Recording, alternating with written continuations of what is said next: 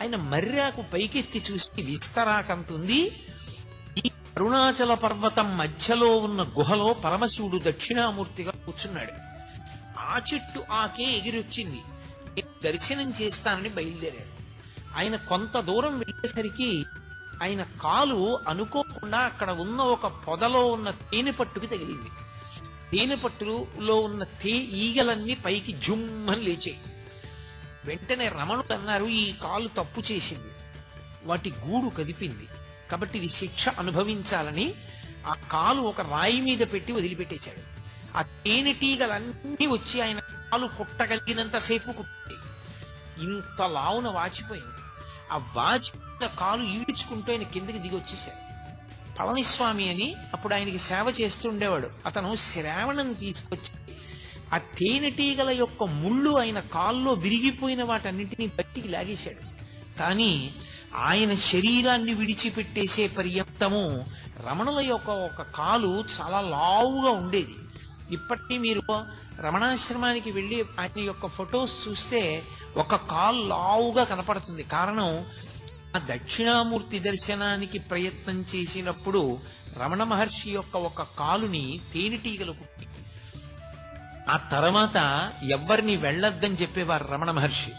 ఆయన మాట వినకుండా వెంకటరామయ్య గారని ఒక ఆయన స్నేహితులు కలిసి అరుణాచలంలో మేము దక్షిణామూర్తి దర్శనం చేస్తామని బయలుదేరారు.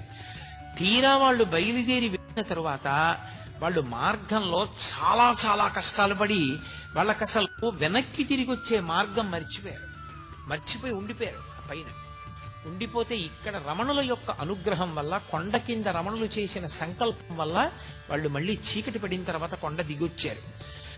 అప్పటి నుంచి ఎవ్వరూ ఆ సిద్ధయోగి దర్శనం చేసే ప్రయత్నం చెయ్యరు.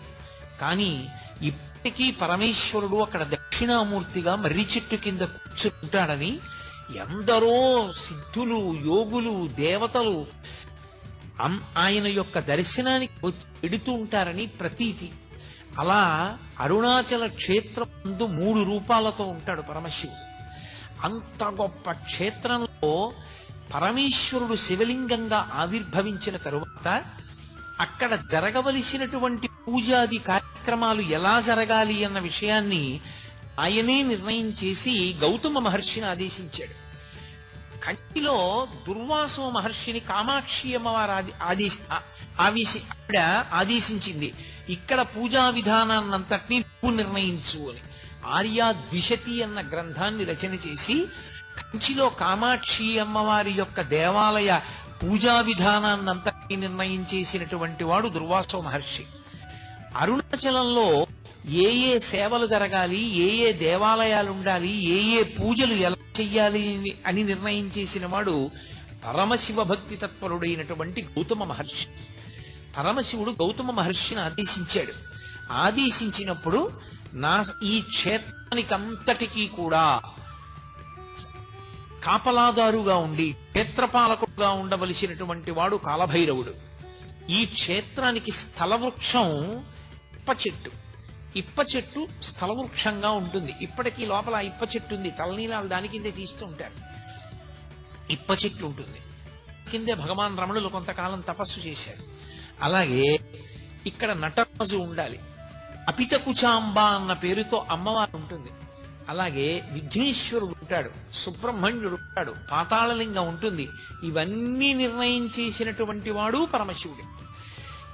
అక్కడ ఏ ఏ సేవలు జరగాలో, ఏ ఏ పూజలు జరగాలో నిర్ణయం చేసిన వాడు పరమశివుడు. అందుకే అరుణాచల క్షేత్రంలో 3 ఉత్సవాలు జరుగుతాయి. అందులో 2 ఉత్సవాలు చాలా పెద్ద పెద్ద ఉత్సవాలు. ఒక ఉత్సవం ఒక స్థాయిలో జరుగుతుంది. అది మనకి వలైకాపు మంటపము అని ఉంటుంది లోపల. ఆ మంటపంలో అమ్మవారిని తీసుకొచ్చి కూర్చోపెట్టి గాజులు సమర్పణం చేస్తారు అమ్మవారికి. అమ్మవారి గాజులు సమర్పణం చేసేటటువంటి ఉత్సవం ఒకటి. మిగిలిన 2 పెద్ద ఉత్సవాలు, ఒకటి కార్తీక మాసంలో జరిగేటటువంటి దీపోత్సవం, కార్తీక పౌర్ణమి పెట్టేటటువంటి దీపం. దాని గురించి నేను ప్రత్యేకంగా మీతో ప్రస్తావన చేశాను.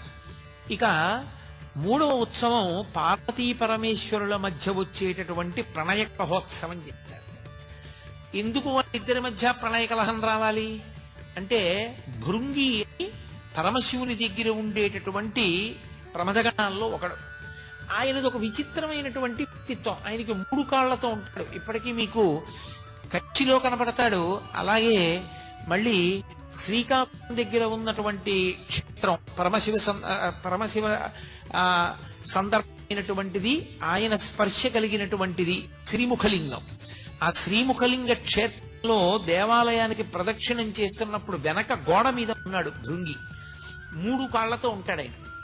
ఆ భృంగి ఒక్క శివుడికే భక్తుడు, అమ్మవారికి నమస్కారం పెట్టేవాడు కదా ఆయన. పరమశివుడికి ఒక్కటే ప్రదక్షిణం చేసేవాడు, పరమశివుడికి ఒకడికే పాదాలకు నమస్కారం చేసేవాడు. ఓ రోజున ఆగ్రహం వచ్చింది, ఏమిటి ఎప్పుడు ఆయనకే ప్రదక్షిణం చేస్తాడు, ఆయనకే నమస్కారం చేస్తాడు, అసలు నా వంక కూడా చూడడం ఇదేం భక్తి, ఏం చేస్తాడో చూస్తానని భృంగి వస్తూ అమ్మవారు పరమశివుడి యొక్క వామార్థ భాగంలోకి వెళ్ళిపోయి అర్ధనారీశ్వర స్వరూపాన్ని పొందింది. ఇప్పుడు ఎలా ప్రదక్షిణం చేస్తాడు?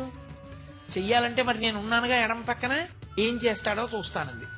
ఆయన తేనెటీగైపోయి పరమశివుడికి పార్వతీదేవికి మధ్యలో తొలిచి కన్నం ప్రదక్షిణం చేశాడు తప్ప అమ్మవారికి ప్రదక్షిణం చేయలేదు.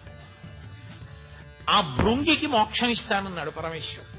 అమ్మవారు ఒక్కనాటికి ఇవ్వడానికి వీల్లేదు.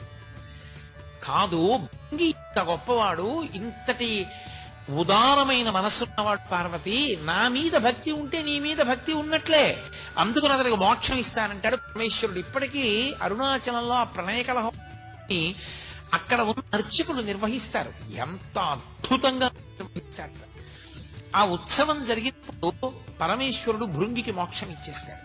పార్వతీదేవికి కోపం వచ్చి అపితకుచాంబ అమ్మవారు దేవాలయంలోకి వెళ్ళి తలుపులేసేసుకుంటారు. పరమశివుడు ఒక్కడే గిరి ప్రదక్షిణానికి వెడితే దొంగలు దోచుకుంటారు. ఇప్పటికీ ఆ దొంగల తోపు అని అవన్నీ చేస్తారు. ఆ ప్రణయ కలహోత్సవం 2వ పెద్ద ఉత్సవం. అన్నీ నిర్ణయం చేసినటువంటి వాడు గౌతమ మహర్షి. ఎవరి ఆజ్ఞ మేరకి?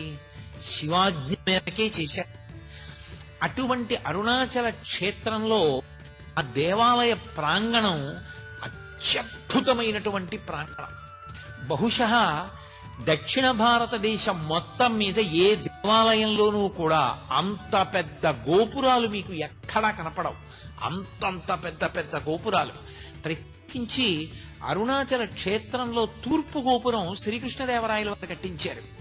శ్రీకృష్ణదేవరాయల వారు కట్టించినటువంటి ఆ గోపురం ఇక అంత పెద్ద గోపురం మీకు ఎక్కడా కనపడదు. దాన్ని ఎవరైనా ఇలా తలెత్తి చూడవలసిందే. అబ్బా, ఎంత పెద్ద గోపురం అంటారు. అంత గొప్ప గోపురం.